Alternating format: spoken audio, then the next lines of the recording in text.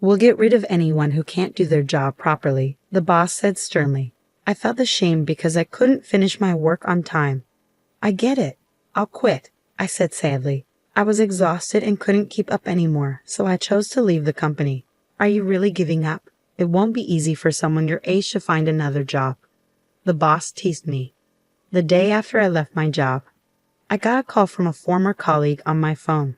Hey, it's bad. Can you come back, Mr. Watson? They begged. It seems like ever since I left, our contract companies have been calling nonstop. My ex-colleague explained. Firing him was a mistake, a client said, making the section chief apologize deeply to me. My name's Benjamin Watson. I lost my dad when I was little. I'm sorry for making you feel lonely, I told my mom. It's all right, dear, she said. With no family close by, my mom raised me alone. Seeing her work so hard inspired me to help. Mom, I'll work as soon as I finish school. I'm sorry for making things tough, I said. Don't worry, I'll handle it, she reassured me. Getting a job right after high school wasn't easy.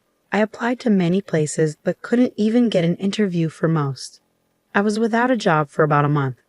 Then finally, one company gave me a chance. It was a sales job at an insurance company. I was nervous because I'd heard that working in insurance sales was tough, with strict targets to meet. But I really wanted to help my mom and have a job. So I went to the interview determined to do my best. Luckily, they hired me right away, maybe because they saw how keen I was or maybe they needed someone urgently. Now, after 35 years, I'm still working in sales, dealing with big clients. My sales just about meet the targets each month and I haven't moved up in the company. But I think my hard-working nature still shines through. My clients trust me because I treat them well. A client wants to ask about insurance. Is that all right? One person asked. Can I come by this afternoon? Another person wanted to know. Of course, I'd be glad to help, I answered. Even on my days off, if someone needed me, I'd go to them. I just wanted to make sure they felt better about things. Mr. Watson, do you take enough time off? A colleague asked me. Yeah, I do, I said, but maybe I didn't really. You say you do, but I bet you're not really taking enough time off, right? It's not fair that clients get days off, but it feels like salespeople don't, she pointed out. Yeah, but it's important to make sure people feel okay, even if it means working on days off, I tried to explain. The workload kept getting bigger, but I kept going because I wanted to help others. And even though it was tough, hearing clients say thank you made it all worth it. It's so helpful that you come whenever I need you. Thank you, a client said. No problem, feel free to call me anytime, I replied. One of my bosses didn't like the way I worked. You must feel pretty good about yourself, selling such low-cost insurance. Section Chief Howard said, not impressed. I'm not trying to show off, but every insurance policy matters when you think about what the client needs. I replied, sure of myself. Section Chief Howard was recently transferred from headquarters to our sales department. Unlike me, who only graduated from high school, he's an elite with a degree from a top university. It seems like the head office has high hopes for him, given that he's become a section chief almost 20 years younger than me. Do you think you're better just because you've been here for over 30 years and still haven't moved up? He fired back. From Section Chief Howard's perspective, it probably seemed like I wasn't up to the task. And honestly, looking at my sales numbers, I couldn't really argue. Since you're part of my team, I need good results from you. My own success depends on it, Section Chief Howard emphasized. It looked like Section Chief Howard was really aiming for a higher position, and he was pushing hard for it. While that ambition isn't a bad thing, I couldn't agree with his approach. Listen, everyone, selling low-cost stuff to small businesses won't make us much money. Aim for the big clients and sell them our top products. Section Chief Howard motivated the young sales team and sent them out. Section Chief Howard's strategy was to sell top-tier insurance to big clients, meaning policies with the highest premiums. I wasn't a fan of this approach. The insurance he promoted covered a wide range of scenarios and was designed to prepare for any situation. But the more comprehensive the coverage, the higher the cost, which I felt wasn't fair. Insurance shouldn't be a daily burden, covering things the client might not even need, I argued. But Section Chief Howard's response was all about creating anxiety in clients and convincing them they needed extensive coverage. He called it a sales skill. But to me, that didn't make sense. I believe in providing insurance tailored to each company's needs, no matter their size, by listening to them carefully. Sure, it takes time, and I end up working late every day, but it's important to make sure they understand what they're getting. Section Chief Howard didn't pay attention to my concerns. Your method is too slow. Sell faster and make more money. Sorry, he said. Despite his apology, I kept doing things my way, even though it meant going against my boss. But I couldn't say for sure that my way was the best. Are you even listening to me? My wife asked one evening. Huh, what did you say? I had been neglecting my family time. Working late every night, I hardly had any time with them. Exhausted from work, I wasn't fully present when I was home. I just wish we could have more time together. I'm sorry, I'm just exhausted from work. I apologized. You really need to rest on your days off. I'm worried about you, my wife said, expressing her concern for my well-being. My wife wasn't happy about how little time we had as a family. Despite working for them, they were feeling neglected. Was this really all right? I kept asking myself that question, and then my way of doing things seemed to reach a dead end. I'm really sorry, I couldn't meet the quota. I apologized to Section Chief Howard as he scolded me. I couldn't meet this month's target, I admitted, feeling desperate. Mr. Watson, do you think you can make up for it next month? Section Chief Howard asked. Well, that depends. The shortfall from this month would just get added to next month's target, and since I'm barely meeting the current quota, the chances of catching up seem very slim, I explained. If you can't, maybe you should think about going part-time, Section Chief Howard suggested. Part-time? Can salesmen even work part-time? I was confused. As I hesitated, Section Chief Howard smirked. If you don't like that idea, then you're fired. I was fired. Fired. Surprisingly, saying it out loud didn't feel as bad as I thought it would. I can't say I'm not a bit sad about losing my job, but haven't I been working hard, sacrificing time with my family? I pondered.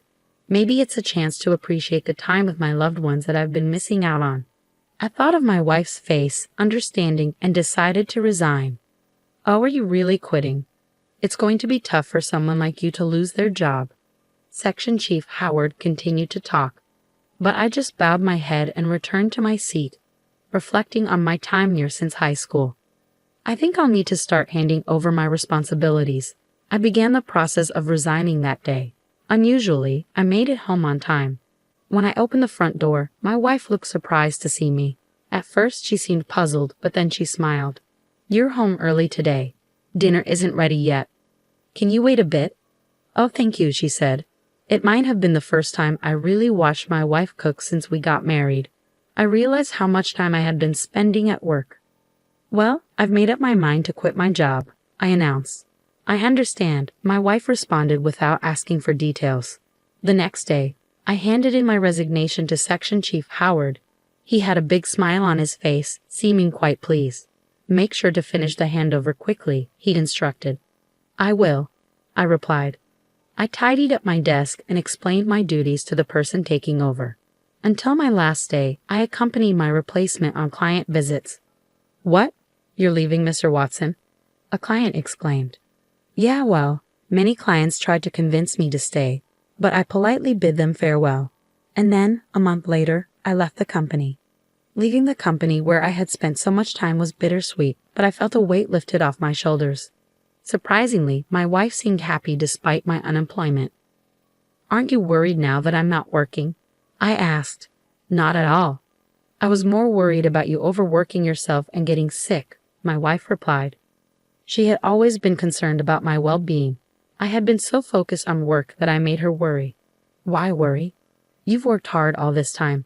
It's okay to take a break now, she reassured me. Thanks for always looking out for me. How about we go on a trip? We have plenty of time now, I suggested. That sounds wonderful. Let's go to a hot spring and relax after all those years of hard work, my wife agreed. My wife was thrilled when I suggested a trip, so the next day we quickly set off on a hot spring getaway. However, while we were relaxing together, I received a call from a former colleague on my smartphone. What's wrong? It's really bad, Mr. Watson. Please come back, the voice pleaded urgently. I was taken aback by my ex-team member's distress. I asked him to explain what was going on. He told me that ever since I left, the company had been bombarded with calls from our contract partners. They were all threatening to cancel their contracts now that I was gone. The sheer volume of calls was disrupting their normal operations. It's not just the calls. If all these contracts get canceled at once, it will be a huge problem for the company. Can't you please reconsider and come back? He begged desperately. I'm sorry, but I won't be returning, I replied firmly. What? He exclaimed in disbelief. Handle each company with care and sincerity. That's all, I said before ending the call and turning off my smartphone.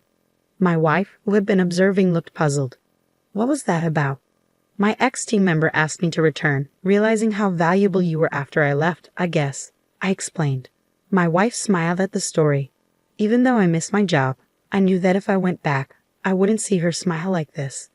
I made the decision not to return to work, for the sake of my wife and the happiness I saw in her expression when I wasn't working. From then on, I ignored calls from my ex-team member and enjoyed our trip. While out for a walk, my wife suggested we visit an old-style cafe. This place looks charming, doesn't it? I've been wanting to check it out. You have a good eye for cafes, I commented. My wife's expression turned slightly melancholy at my words, and I wondered if I had said something odd. You see, visiting cafes is one of my hobbies, she confessed. Oh, I didn't realize. Cafes are popular and have such charming food, so it makes sense that many women enjoy them. I responded. I'm actually a certified barista, did you know? She revealed. That's incredible, I exclaimed.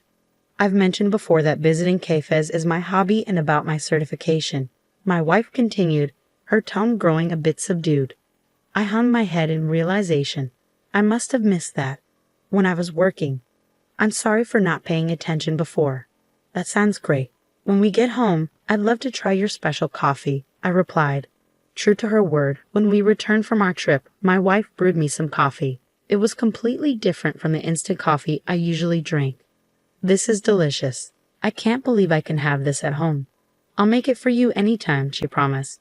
From then on, my morning started with the coffee my wife made for me. Spending more time with my family, I realized there were so many things I didn't know. While regretting that I had neglected my family until now, I decided to cherish every moment with my wife. A few days later, I got a call from Chief Howard. I hesitated whether to pick up, but given the recent situation with my ex-team member, I decided to answer. Mr. Watson, I made a mistake. I'm sorry. Can you please come back? Chief Howard apologized and asked me to return to the company. It turned out Chief Howard had been dealing with a flood of calls from our contract partners. He had personally visited them and apologized. Mr. Watson was always kind and considerate, even when everyone else was pushing insurance aggressively. That's rare these days, Chief Howard explained. It wasn't just one or two companies, it was the same story everywhere he went. Firing him was a mistake, Chief Howard admitted, realizing that his sales approach was wrong. Listening to Chief Howard relay the words of the customers warmed my heart. I was mistaken. What the customers truly value is thoughtful service, he admitted. You have a keen eye for understanding customers. I want to start from scratch and learn from you, Chief Howard confessed, his tone devoid of the condescension from before. I appreciate your offer, but I won't be returning, I declined. I understand. Well, if you realize your mistake and change your ways to treat your customers better, then that's what matters. I've already found a new job, I explained.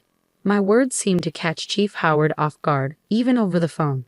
After a moment of silence, he responded, I see. There's nothing more we can do then. Chief Howard sounded disappointed as he apologized to me and ended the call. While I do worry about the company I used to work for, I'm also excited about starting something new. No matter how old you get, starting afresh is nerve-wracking, but as long as I'm with my wife, I know I'll be okay. Together with my wife, we opened a small cafe. When I lost my job, my wife shared a little dream with me. I want to run a cafe I love and enjoy a relaxed life in our old age. So we saw my resignation as an opportunity to chase my wife's dream together. At first, most of our customers were her friends, but soon word spread and our business started to thrive. With my background in sales, I was good at serving customers, while my wife enjoyed chatting with her friends while working, always seeming happy. One day, as I greeted a customer as usual, to my surprise, it was Chief Howard. His eyes widened when he saw me. I couldn't help but give a wry smile and led him to an open seat. "Is this your new job?" he asked. "Yes, my wife and I started it together," I confirmed. It seemed Chief Howard was taking a break from work and decided to stop by the cafe. He wasn't one to visit places often before, but it seemed he was back in the field since that incident. "You look really happy now, Mr. Watson. Are you?" he observed. Thinking back, I always seemed tired when I was at the company. He might be onto something.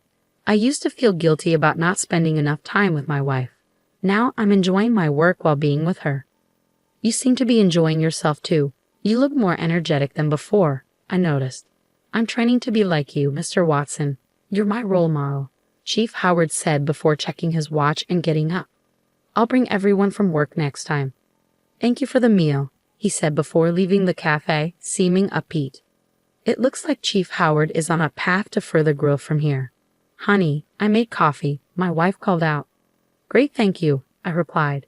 After closing the cafe, we sat together at the counter, enjoying the coffee my wife brewed. Today had been busy, but it felt nice to sit here with her. We talked about the day's work. It was a calm and special moment, and it was all thanks to my wife. "Thank you for everything," I said to her. "Why so serious all of a sudden?" she asked. "I've decided to treasure these moments of happiness with you from now on," I explained.